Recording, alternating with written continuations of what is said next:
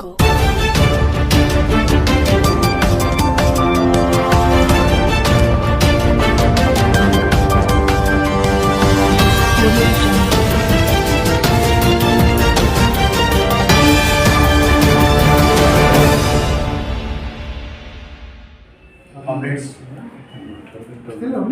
ఈరోజు ఉచ్చలపల్లి సుందరయ్య గారి వర్ధంతి సందర్భంగా ఈ కార్యక్రమం ఏర్పాటు చేస్తున్నటువంటి పార్టీ నాయకులకు, ప్రజా సంఘాల నాయకులకు అందరికీ ఉద్యానవందనలు తెలియజేస్తూ ఉన్నా.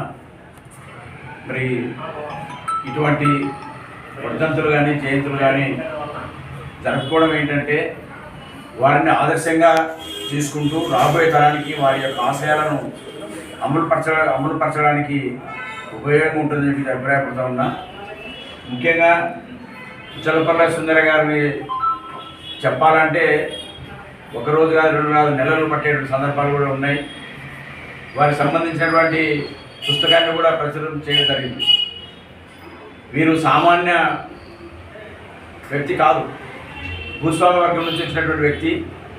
మరి వారు సామాజిక వర్గంగా ఉచ్చలపల్లి సుందరయ్య గారు వారి పేరు అనుకోవచ్చు చాలామంది, కానీ సుందరరామరెడ్డి గారు వారు. కానీ రెడ్డి అనే పదం చివర ఉండడం వల్ల మళ్ళీ సామ్యవాదాన్ని బయటికి తీసుకురాలేము, అభివృద్ధి తీసుకురావాలనే ఉద్దేశంతో సామాన్య జనులాగా ఉండాలని చెప్పేసి మరి సుందరయ్య నామకరణం చేయడం జరిగింది.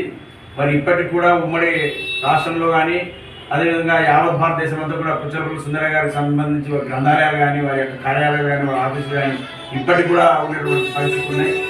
మరి ఢిల్లీ నుంచి ఢిల్లీ దాకా ఇటువంటి కార్యాలయాలు ఉన్నాయి. ఈ కార్యాలయాల్లో వారి యొక్క వర్ధంతుల చేతులు జరుగుతూ ఉన్నాయి. ఈ నేపథ్యంలో మరి పార్టీ నిర్మాణంలో మరింత కీలకమైనటువంటి వ్యక్తి. ఒక పార్టీ నిర్మాణమే కాదు, స్వాతంత్ర సమరయోధులని చెప్పుకోవచ్చు.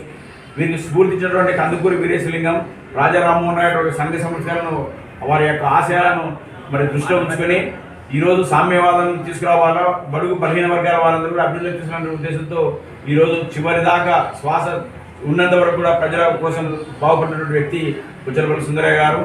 మరి వారికి పిల్లలు కలిగితే మరి నేను అభివృద్ధి చేయడంలో కానీ, పార్టీ నిర్మాణంలో కానీ, సామ్యవాదాన్ని మరి అభివృద్ధి చేయడంలో కానీ నాకు వెనుకబడతనం ఉంటుందనే ఉద్దేశంతో మరి పిల్లలు కడగకుండా మరి పార్టీని నిర్మించి మరి యావత్ భారతదేశం అంతా పార్టీ నిర్మాణంలో అగ్రగణ్యంలో ఉంటున్న వ్యక్తి సుందరయ్య గారు.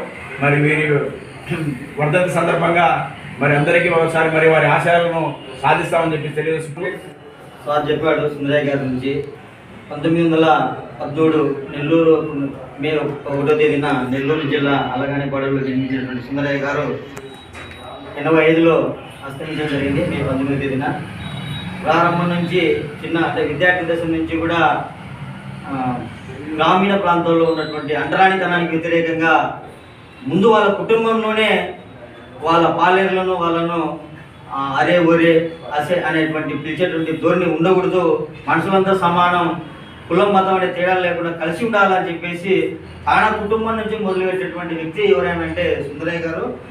ఆయన కుటుంబం నుంచి మొదలు పెట్టడమే కాదు, సుందరరామిరెడ్డిగా ఉంటూ 100 ఎకరాల భూమి వారసుడై ఉండి ఈ భూమి అడ్డు అవుతుంది, పేదలు మా దగ్గరికి రాకుండా ఉండడానికి ఒకటి పేదలందరినీ కలుపుకోవాలా, అందరూ సమానంగా ఉండాలి మనుషులంతా అనేదానికి ముందుగా తన భూమిని పేదలకు పంచి ఈరోజు రాజకీయాల్లో గెలిచిన అధికారం ఉందంటే లేదంటే ఆస్తులు ఉన్నాయంటేనే ఇంకా సంపాదించుకోవాలని చెప్పేసి ఆశపడేటువంటి ఉన్నటువంటి రాజకీయ పరిస్థితులను ఈ నేపథ్యంలో ఆనాడే తనకున్నటువంటి యావదాస్తిని పేదలకు పంచిపెట్టినటువంటి వ్యక్తి సుందరయ్య గారు. సుందరయ్య గారు చదివే రోజుల నుంచి గాంధీజీ శాసన ఉల్లంఘనకు సత్యాగ్రహానికి పిలుపునిస్తే స్వతంత్ర ఉద్యమంలో చేరి భారతదేశానికి స్వతంత్రం రావాలని చెప్పినటువంటి పోరాటంలో ముందుండి పనిచేసినటువంటి వ్యక్తి. అంతేకాదు నిజాం నవాబ్ పరిపాలనలో తెలంగాణ సాయుధ పోరాటంలో స్వతహాగా ఆయుధాలు బట్టి అండర్గ్రౌండ్లో ఉంటూ అంటే ఉమ్మడి రాష్ట్రంలో తెలంగాణ ప్రాంతంలో కొన్ని గ్రామాల్ని విముక్తి చేయించినటువంటి నాయకుడు సుందరయ్య గారు. ఇంకోవైపు మన భారతదేశంలోనే కమ్యూనిస్ట్ పార్టీ ఉద్యమాన్ని విస్తరింపజేయడానికి ఆల్ ఇండియా కార్యదర్శిగా పనిచేస్తూ దేశవ్యాప్తంగా ఉద్యమాన్ని విస్తరించడానికి తర్వాత మన రాష్ట్రానికి వచ్చి మన రాష్ట్రంలో కార్యదర్శిగా ఉంటూ మన రాష్ట్రంలో పార్టీ అన్ని జిల్లాల్లో పార్టీ పెరుగుదలకు కృషి చేసినటువంటి వ్యక్తి సుందరయ్య గారు ఈరోజు మన మధ్య లేడు. కానీ ఒకవైపు పేద ప్రజల్లో గ్రామీణ ప్రాంతాల్లో ఉన్నటువంటి దోపిడీ వర్గాలైనటువంటి భూస్వాములను పెట్టుబడిదారులను ఒంటరి పాలు చేయడం కోసం గ్రామీణ ప్రాంతాల్లో ఉన్నటువంటి వ్యవసాయ కార్మికులను పేద రైతులను ఏకం చేస్తూ గ్రామీణ ప్రాంతాల్లో సంఘాలు పెట్టి కార్మిక వర్గ నాయకత్వంలో మన పార్టీని ముందుకు తీసుకెళ్లడంలో సిద్ధాస్తులు.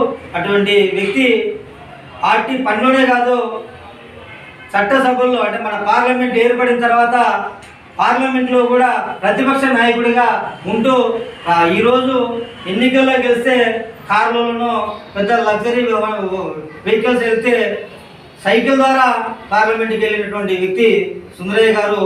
మన రాష్ట్రంలో కూడా ఎన్నికలు జరిగితే ఎన్నికల్లో కమ్యూనిస్టులు అధికారంలోకి రాబోతున్నారు అన్నటువంటి వాతావరణాన్ని ఆనాడు తీసుకొచ్చినటువంటి వ్యక్తి సుందరయ్య గారు.